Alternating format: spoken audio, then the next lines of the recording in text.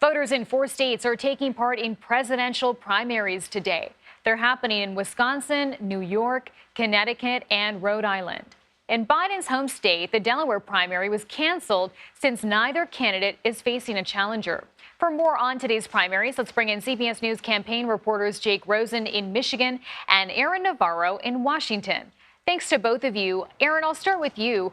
With Trump and Biden now already the presumptive nominees, what's at stake today during these primaries? Good morning, Chanel. I'm going to be watching the presidential primary ballot in Wisconsin, not for the top of the ballot, Trump and Biden, but for those other options, uninstructed on the Democratic side. It's a kind of offshoot of that movement started by Arab Americans and progressives in Michigan to protest how President Biden has responded to the war in Gaza. Their goal is to get at least 20,000 uninstructed delegate votes. That's the gap between Trump and Biden in 2020. And I'll also be watching if Nikki Haley gets any votes on the Republican side in Wisconsin. This is someone, these types of voters are voters that the Biden campaign is angling for. Today's primary will show just how many of them actually come out to kind of cast that zombie vote.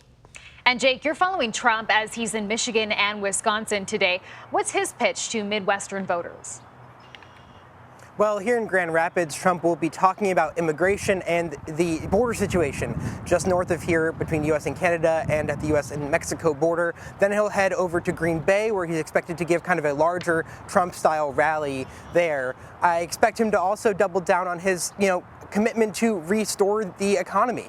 But we also saw 2 weeks ago when he was in Ohio, another Midwest state, he talked about bloodshed in the auto industry, bloodbath in the auto industry, if he does not get reelected. And we'll see if he kind of follows that same line of rhetoric today up here in Michigan and over in Green Bay. And Aaron, we're following this news from Florida this morning. Talk to us about how reproductive rights are playing out on the campaign trail and the focus on Florida today from Democrats. Well, the White House just put out a statement about that Florida Supreme Court decision, criticizing the 6-week ban in Florida that's now about to go in place, but saying voters have the opportunity to make their voice heard this November. And it shows that Biden, despite his personal beliefs, his campaign has, for a long time now, put abortion forefront to his campaign, to the argument that they're making against Trump. And we saw that in an ad today, this morning, that launched in Battleground states. And we saw it in a memo that the Biden campaign released yesterday, saying that that issue, plus some other recent Democratic successes at a local level in Florida, makes that state, quote, winnable. A tall task for them, but we'll see what happens. And Jake, Wisconsin, we know, is one of the battleground states that is expected to play a large role in determining who our next president is. Break down why that state is just so crucial. Right, so Donald Trump won this state by just over 20,000 votes in 2016 over Hillary Clinton, and Joe Biden won Wisconsin in 2020. So Donald Trump hoping to come back here and kind of lay down a flag for his campaign. It will be, however, the first time that he's been here since he launched his candidacy, so he's got a lot of work to do to catch up to Joe Biden, who's been here repeatedly during his presidency and will be going back in a couple weeks. And Aaron, as the Biden campaign focuses ahead on the general election, what are the big issues that they seem to be honing in on? Well, it's the economy, infrastructure, healthcare, things that the president has talked about, but also democracy in January 6th. Yesterday, the campaign held a press conference with 2 officers that were at the Capitol on January 6th. I asked one of them what he would tell voters that haven't been thinking about what happened that day. Take a listen to what he had to say.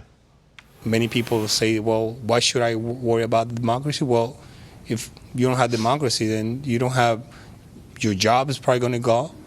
Your liberty is probably going to go. There's a lot of things that are going to affect you if you don't, and if our system of governance is taken up or is upended.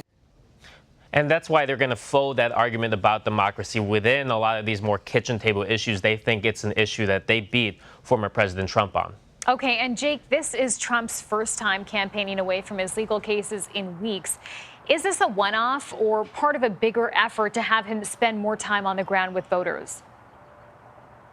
Well, it's twofold, right? Donald Trump has this hush money trial that you talked about in your last segment coming up at the end of this month. So he'll have to kind of squeeze in these rallies. And obviously, like we saw today, he's doing 2 today. And he'll probably continue this pattern. When he is in court in New York, he'll likely have to be there at least 3 or 4 days a week. So his campaign is kind of on this time crunch, at least in the interim short-term period, where he'll have to kind of make their best bang for their buck, especially with the fundraising problems that the campaign and the RNC have also had. Okay, Jake Rosen, Aaron Navarro, thanks to both of you.